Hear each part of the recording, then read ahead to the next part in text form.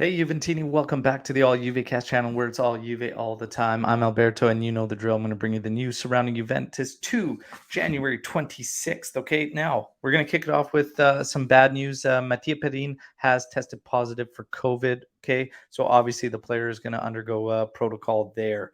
Kyle George. Kyle George could go out on loan with Salernitana and Cagliari coming after the youngster. Now, a lot of fans kind of in an uproar that the kid has had a hard go. But again, I think the biggest sign for me was the Coppa Italia match against Sampdoria.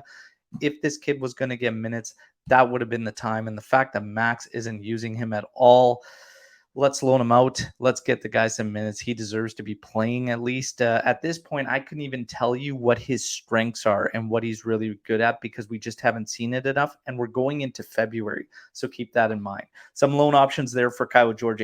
Now we go to Aaron Ramsey. The frustration continues for many Juventini as Aaron Ramsey has now turned down 3 Premier League clubs. Okay.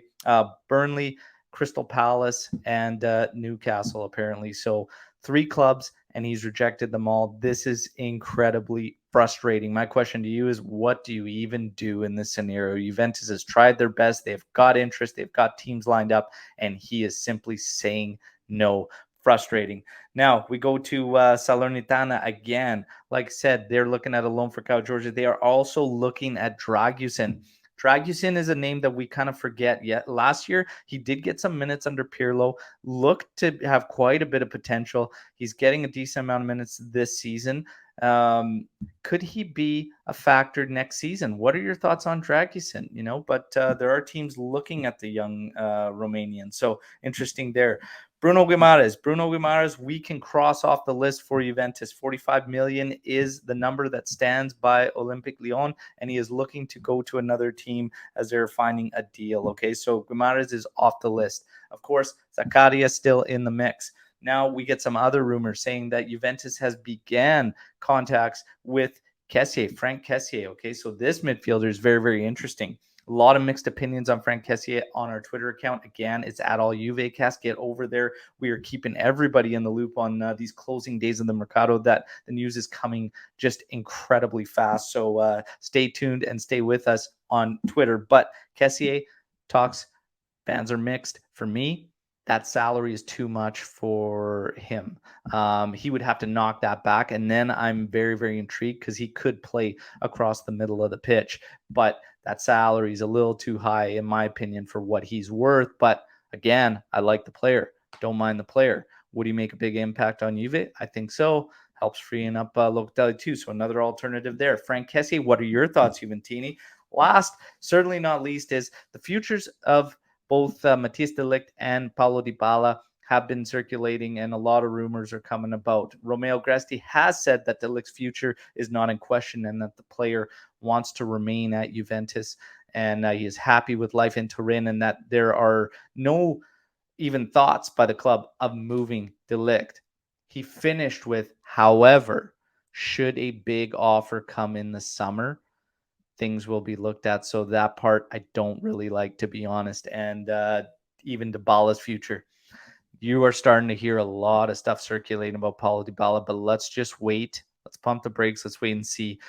It's tough to gauge this scenario because of the fact that this has been going on for several years now with Paulo Dybala and always gets pushed off, so you don't know what to hear. You've always heard, even the news today, saying that his next offer is his last offer from Juventus. This is nonsense because we've heard that plenty of times over the past few years with Paulo Dybala, so I don't believe that either. I think we have to wait and see. I do believe that there's offers coming from other clubs. I do believe that Marotta is trying to bring him to Inter. I do believe that maybe a club like Liverpool, that's being rumored, is looking at Paulo Dybala. I think he would generate a ton of interest, especially at the fact that we could lose him at free by the end of the season. For me, that would be a brutal failure from this management, especially in backing things up with Vlahovic. Okay, you just signed Vlahovic. Now would be the worst time to lose either De Ligt or Dybala. You want to keep this core together. You want to keep these stars together. It would feel like years previous where we bring in a star and lose one. You want to compete. You want to go after all trophies on all fronts. You have to do what you can to keep these guys together.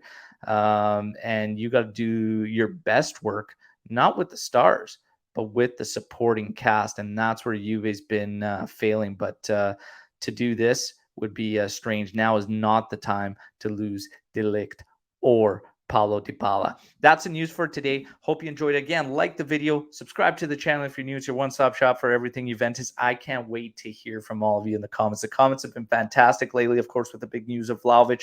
Keep in mind that with Vlahovic, okay, soon to put pen to paper. If he passes his COVID test, could be doing his medical on the weekend. All right. So there you have it. But I love hearing from all of you. Drop your comments in the video for the news that you heard today. And we'll talk to you all real soon as we are on Vlahovic watch. Okay. Waiting for that official signing. And I can't wait to see what the Juventus media team has built up for this announcement. It better be epic. Talk to you all soon. Fino alla fine. Forza Juventus. Ciao.